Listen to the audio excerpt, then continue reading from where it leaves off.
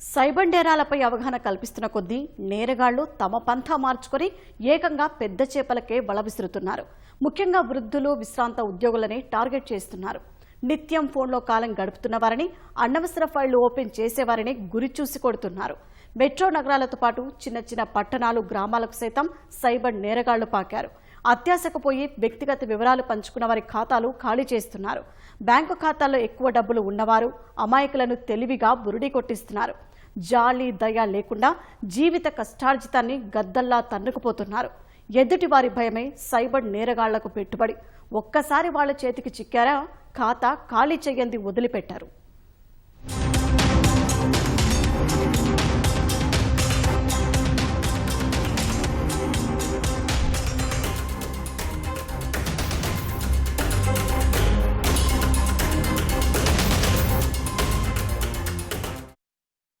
హైదరాబాద్, విశాఖ, విజయవాడ, వరంగల్ వంటి పెద్ద నగరాలపైనే ఇన్నాళ్లు ఫోకస్ చేసిన సైబర్ నేరగాళ్లు ఇప్పుడు ద్వితీయ శ్రేణి నగరాలపై ఎక్కువగా దృష్టి సారించారు.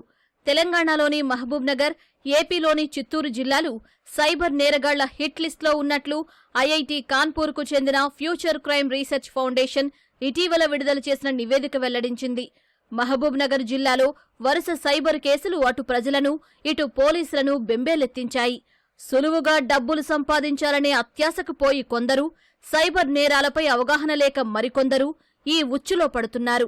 జీవితాంతం కష్టపడి సంపాదించుకున్న కష్టార్జితాన్ని ఒక్క క్లిక్తో వారి చేతుల్లో పెట్టేశారు.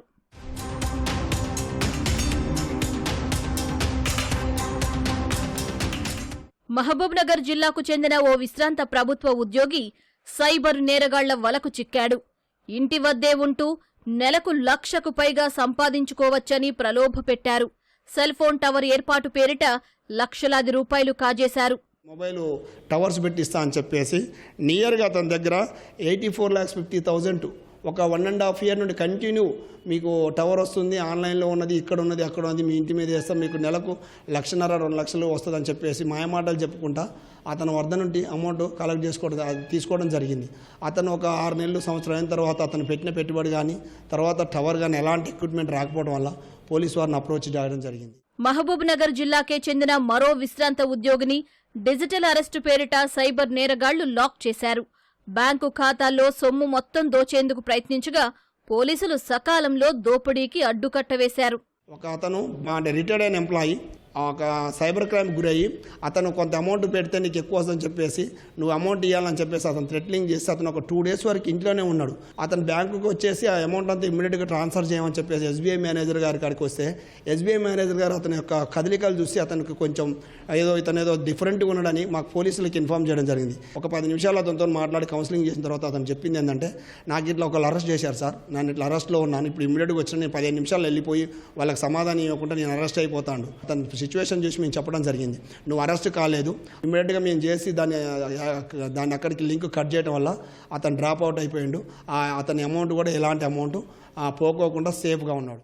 డిజిటల్ అరెస్టుకు అసలు ఆస్కారమే లేదని, సైబర్ నేరగాళ్ల మాటలు నమ్మొద్దని పోలీసులు ప్రజలకు అవగాహన కల్పిస్తున్నారు. సైబర్ క్రైమ్ ఎవరైనా కానీ మీరు డిజిటల్ అరెస్ట్ అనేది చెప్తే అది నమ్మొద్దు. అరెస్ట్ ఎప్పుడైనా కానీ ఫిజికల్గా వచ్చి క్లియర్గా నోటీస్ ఇచ్చి అరెస్ట్ చేయడం జరుగుతుంది. సైబర్ నేరానికి గురయ్యామని ఎంత తక్కువ సమయంలో గుర్తించగలిగితే అంత ఎక్కువ ప్రయోజనం ఉంటుంది. నేరగాళ్ల చేతికి డబ్బులు వెళ్లకుండా రికవరీ చేయవచ్చని పోలీసులు చెబుతున్నారు. ఎవరైనా గనక సైబర్ నేరానికి మోసపోయినట్టయితే వితిన్ 24 hours లోపల 1930 గనక వాళ్ళు కాల్ చేస్తే ఇమ్మీడియట్గా ఆ అకౌంట్ ఏదైతే ఉంటుందో దాన్ని ఫ్రీజ్ చేయడం జరుగుతుంది. ఆ అమౌంట్ అతని అకౌంట్లోకి వెళ్ళకోకుండా ఉంటాయి. ఇమ్మీడియట్గా పోలీస్ స్టేషన్కి వచ్చి కేసు రిజిస్టర్ చేయడం జరిగింది. మేము ఇమ్మీడియట్గా దాన్ని ఇమ్మీడియట్గా కోర్టుకు పంపించేసి అది ఏ అకౌంట్ అవుతుందో ఆ అకౌంట్ని హోల్డ్ చేసి ఆ అమౌంట్ ఏ అకౌంట్ నుంచి అయితే పోయినాయో ఆ అకౌంట్లో పడడానికి ఇమ్మీడియట్గా మేము కూడా చర్యలు తీసుకోవడం జరుగుతుంది. కరోనా తర్వాత వర్క్ ఫ్రం హోం, విదేశాల నుంచి పార్సిళ్లు వంటి కేసులు భారీగానే పెరిగాయి. ఇంటి వద్దే ఉంటూ సంపాదించుకోవచ్చని ఆశపడి ఆన్లైన్లో వచ్చిన ప్రకటనను క్లిక్ చేశారా, ఇక అంతే సంగతులు. ముందు వివరాలు, ఆ తర్వాత డబ్బులు దోచేస్తారు. ఇన్స్టాగ్రామ్లో ఒక యాడ్ వచ్చింది, వర్క్ ఫ్రమ్ హోమ్ అని చెప్పి. దాన్ని క్లిక్ చేసిండు. తర్వాత ఒక టాస్క్ వచ్చింది, చేసిండు. 43,726 రూపీస్ జమ చేయాలని, డిపాజిట్ చేయాలని చెప్పి ఆన్లైన్లో దాన్ని కూడా చేసిండు. ఆ తర్వాత ఇంకా ఇంకా ఇంకా అడుగుతా పోతున్నారు, డైరెక్షన్స్ వస్తున్నాయి.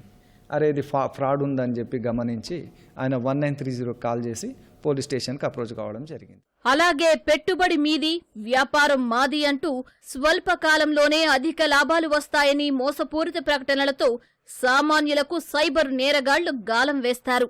వాటిని నమ్మి పెట్టుబడి పెట్టామా ఉన్నదంతా ఊడ్చేస్తారు. 1000 రూపీస్ పెడితే మీరు ఒక రోజులోనే మీకు 200 రూపాయలు 300 రూపాయలు లాభం ఉంటుంది, ప్రాఫిట్ ఉంటుంది అని చెప్పి వాళ్ళు ఆకర్షించడం జరుగుతుంది. పెద్ద మొత్తం కోసం వాళ్ళు వెయిట్ చేస్తూ ఉంటారు. ఒకసారి ఆ పెద్ద మొత్తంలో అప్పు చేసి డిపాజిట్ చేసిన తర్వాత వాళ్ళు రిటర్న్ తీసుకుందాం అమౌంట్ అని చెప్పి ఆశతో ఉంటారు. ఇక రెస్పాన్స్ ఉండదు. ప్రతి సైబర్ నేరం వెనుక ఉండేది ఒక్కటే, ఎమోషనల్ బ్లాక్మెయిలింగ్. ఈ విషయం ఎవరికీ చెప్పొద్దు, చెబితే మీరు చిక్కుల్లో పడతారు అంటూ భయపెడతారు. పోలీసులకు చెప్పారా తీవ్రంగా నష్టపోతారు అంటూ మాయమాటలు చెబుతారు. వీటికి ఒక్కసారి భయపడ్డామా మన జుట్టు వారి చేతికి చిక్కినట్లే. భయపెడుతూ బెదిరిస్తూ లక్షలాది రూపాయలు లాగేసుకుంటారు. మహబూబ్నగర్ జిల్లాకు చెందిన ఓ విశ్రాంత ప్రభుత్వ ఉద్యోగిని నుంచి లక్షల్లో డబ్బులు సైబర్ నేరగాళ్లు లాగేశారు.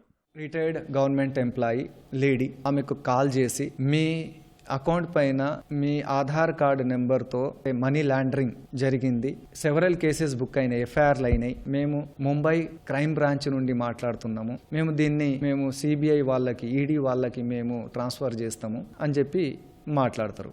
ఆమె గవర్నమెంట్ ఎంప్లాయీ, వాళ్ళ పిల్లలు అంతా ఫారిన్లో సెటిల్ అయి ఉన్నారు. ఈమె కూడా ఫారిన్ నుండి రిటర్న్ అయి ఉన్నది, ఇక్కడ మహబూబ్ నగర్కి వచ్చి ఉన్నది. లేదు నేను చేయలేదు అని చెప్తే మిమ్మల్ని అరెస్ట్ చేయాల్సి ఉంటుంది, మేము చెక్ చేయాల్సి ఉంటుంది, మీ పాస్పోర్ట్స్ మీ వీసా అవన్నీ కూడా క్యాన్సిల్ చేస్తాం. అట్లాంటి ఎమోషనల్ బ్లాక్మెయిలింగ్ అయిపోయింది.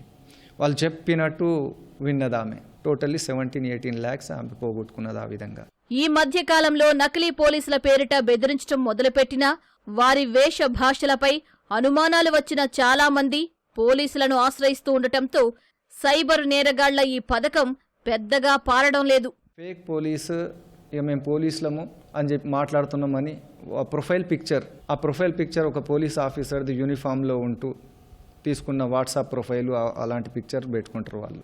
అయితే వాళ్ళ లాంగ్వేజ్ అవన్నీ కూడా డిఫరెంట్గా ఉంటాయి. అట్లా నమ్మి అప్రోచ్ అవుతారు పోలీస్ స్టేషన్. ముఖ్యంగా చదువుకున్నవారు, విశ్రాంత ఉద్యోగులు, వృద్ధులనే సైబర్ నేరగాళ్లు లక్ష్యంగా చేసుకుంటున్నారు. సెల్ ఫోన్ నాలెడ్జ్ ఎక్కువ ఉన్నవాళ్లే నేరగాళ్ల ఉచ్చులో పడుతున్నారు. మన ప్రమేయం లేకుండా సైబర్ నేరగాళ్లు మన దగ్గర్నుంచి ఒక్క పైసా కూడా తీసుకోలేరు. కాకపోతే మన చేతితోనే మన కంటిని పొడుచుకునేలా వాళ్లు మనల్ని ప్రేరేపిస్తారు. ఒకవేళ ఎవరైనా సైబర్ నేరగాళ్ల బారిన పడినట్లు తెలిస్తే వెంటనే పోలీసులను సంప్రదిస్తే డబ్బులు వారి ఖాతాల్లోకి పోకుండా అడ్డుకునే అవకాశం ఉందని పోలీసులు తెలిపారు. ఎక్కువగా ఈ టైప్ ఆఫ్ మోసాలు రిటైర్డ్ ఎంప్లాయీస్ ఎవరైతే ఉన్నారో వాళ్ళకు వచ్చిన జీతం డబ్బులు అంటే శాలరీ రిటైర్మెంట్ తర్వాత వచ్చిన అన్ని బెనిఫిట్స్ అన్నీ కూడా ఎక్కువ మొత్తంలో ఉండటం వల్ల ఈ హ్యాకర్స్ ఎక్కువగా ఎవరో అకౌంట్లో డబ్బులు ఉన్నాయని చెప్పేసి చూసుకొని ఇటువంటి మోసాలకి ఎక్కువగా పాల్పడుతున్నారు. ఎక్కువగా ఈ సైబర్ క్రైమ్స్ అనేవి ఎవరో చదువుకోని వాళ్ళు లేదా ఇల్లిటరేట్స్గా మోసపోవట్లేదు. ముఖ్యంగా ఎవరైతే కంప్యూటర్ నాలెడ్జీ మరియు సెల్ ఫోన్ నాలెడ్జీ ఎక్కువగా ఉన్న వాళ్ళే ఈ సైబర్ నేరాల బారిన పడుతున్నారు. ఒక్క మహబూబ్నగర్ జిల్లాలోనే గడిచిన 6 నెలల్లో సైబర్ నేరాలకు సంబంధించి 733 ఫిర్యాదులు అందాయి. బాధితులు సుమారు 5 కోట్ల రూపాయలు పోగొట్టుకున్నారు. ఇందులో 1 కోటి రూపాయల వరకు పోలీసులు రికవరీ చేశారు. ఇక బయటకు రాని కేసులైతే లెక్కేలేదు. అందుకే మోసానికి గురయ్యామని తెలిసిన వెంటనే 1930కి ఫోన్ చెయ్యాలని నిపుణులు చెబుతున్నారు.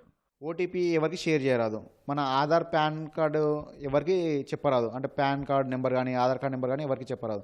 ఇంకోటి అన్నోన్ లింక్స్ క్లిక్ చేయరాదు. అరే HTTPS ఇది సెక్యూర్ లింకే అని కొద్దిమంది ఓవర్ స్మార్ట్ వల్ల ఇలా చాలా మంది పైసలు పోగొట్టుకున్న వాళ్ళు ఉన్నారు.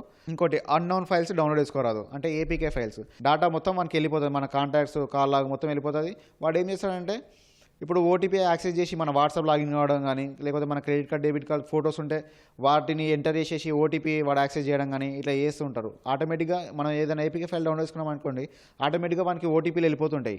దీనిలో ఎక్కువ మటుకు మోసపోయేది మాత్రం చదువుకున్న వాళ్ళే అండి. వాళ్ళు మినిమం డిగ్రీ బీటెక్ చేసిన వాళ్ళే ఉంటారు. వితిన్ నో టైం రిపోర్ట్ చేయాలి.